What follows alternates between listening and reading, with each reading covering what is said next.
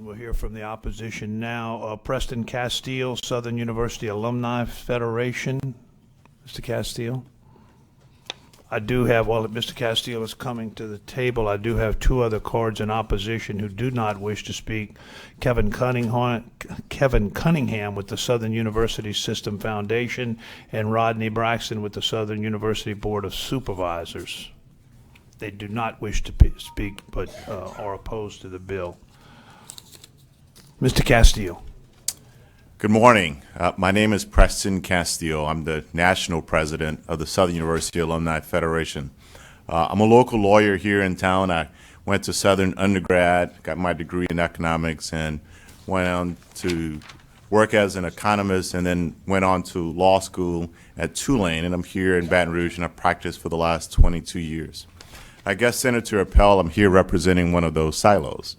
But what I will say is that I would offer a different narrative as it relates to the Southern University system. The Southern system, Southern University has been around for 136 years.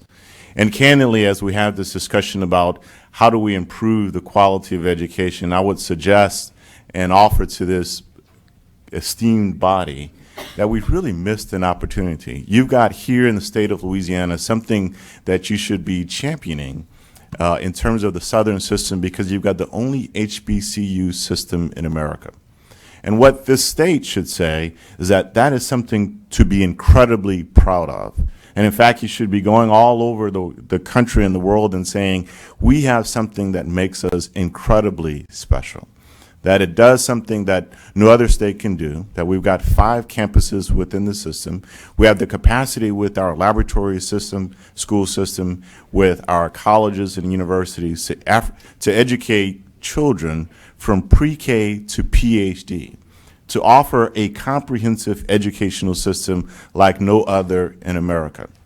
But here's what's happened over the last several years, Senator Appel. Instead of saying that we've got an incredible jewel here in Louisiana with the Southern University system, perhaps one of those silos, that what we've done is we've disinvested in that system, that we have reduced the funding of the Southern system by more than $46 million over the last 8 years, that we have created, and frankly, we've created a mess. That the Southern system, just the Baton Rouge campus alone, when you look at the reduction in employees, we've reduced on the Baton Rouge campus by 50% the number of employees over the last 8 years. So here's what we've done in Louisiana, is that instead of saying that, look, we've got something incredibly special, let's put as much as we can in terms of resources, in terms of ideas to grow it and make it stronger. We've chosen instead to cripple it, to cut it as much as we possibly can. And then we come back years later, 8 years later, I would suggest, and say we should do away with this system because it's not performing at the level that it should, that it doesn't have the employees, that it doesn't have the staff, that it can't deliver the results that we would like it to do. It's kind of an interesting deal. We decide not to fund something, we disinvest in it, and then we want to hold it to a higher standard at so many different levels while we as a state have not done our part in terms of supporting it and growing it. You know, the response that, well, you know, perhaps that the system that we had just hasn't worked, so let's try another one. But I would suggest that perhaps the system could work if we did a lot more to support it, a lot more to fund it.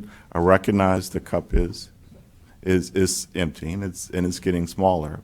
But the reality is that in terms of prioritizing, and I'm a big supporter of education on so many different levels, but if we truly want the state to grow, if we want businesses to come, I think just the opposite. Let's figure out if you've got something that right now, not 10 years, not 20 years from now, might be great, but that's great now, that we can go around and say we can brag about it. It is incredibly special. I would say, why not invest in that? Why not take what you've got that's really great and do as much as we can to make it special? The Southern University Board of Supervisors, the reason why I'm here and the chairman's not here of the board is because they're meeting right now in their retreat, trying to make that system better, trying to make higher education better. And they're doing the best that they absolutely can with what little that they have. But what's troubling about that packet, the board retreat packet, is that there are items in there, financial statements that says, well, we might have to take another 10% reduction. Let's get rid of more employees. Let's get rid of employees that perhaps might work in our registrar's office to help with very important things, to get rid of recruiters so we can't recruit recruiters. So that we're going to function even more inefficiently because we will have less resources. I would suggest to this committee that you have a structure that works. We just haven't done everything that we can, and I'll just speak for my silo, Senator Appel, to make that become the best system that it possibly can, one that's a world-class one that we all in the state of Louisiana can be absolutely proud of. Thank you for your time. Thank you, Mr. Castillo. Senator Appel for a question. Thank you. Very eloquent, and I appreciate you being here. Understand, I'm not focusing on any system. I'm focusing on all systems. I want to make that very clear because every time I try to do something like this, it turns into something it's not.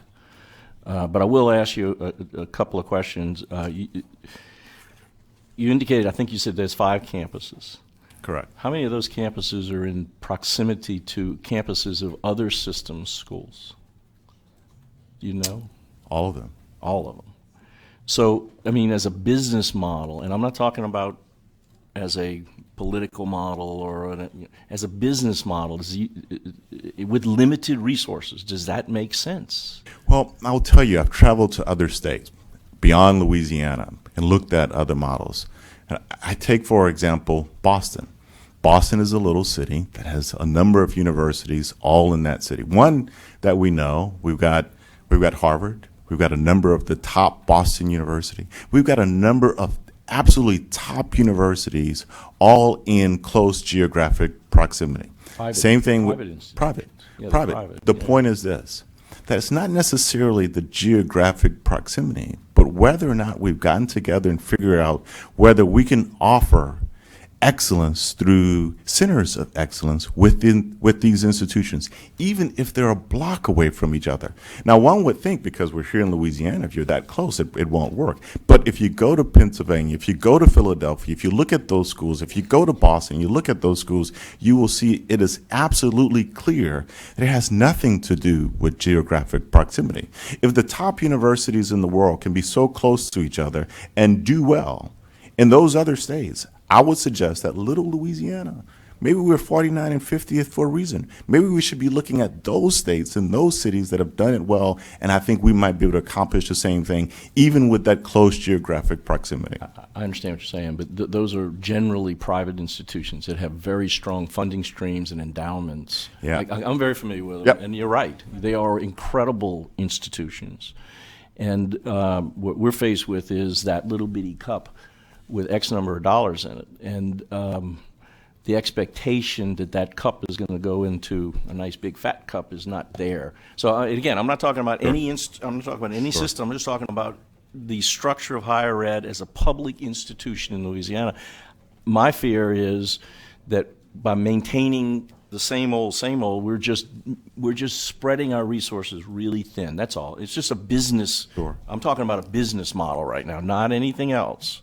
So, but I appreciate what you're saying. Sure. I do. And I'm a business lawyer, and let me suggest to you this, that I think that the notion that what we should be emulating and modeling the private sector is one that I know you, Senator Appel, that's something that you appreciate greatly. And if I were going to model a structure that's successful, and I see, as we all see, that these private institutions have figured out how to do it right, why are we in the public sector saying, well, wait a minute, that private model has worked and it's effective. Let's do like what they're doing. Why don't we do that? Because we know it works and it is the private sector. Why wouldn't government say, that's a very successful model. Let's try to be like that very successful model, even though it's the private sector. I'm a big fan of business and the private sector. Thank you, Senator. Very much. That's all I had. Thank you. Thank you, Mr. Castillo. We appreciate Thank your you. time.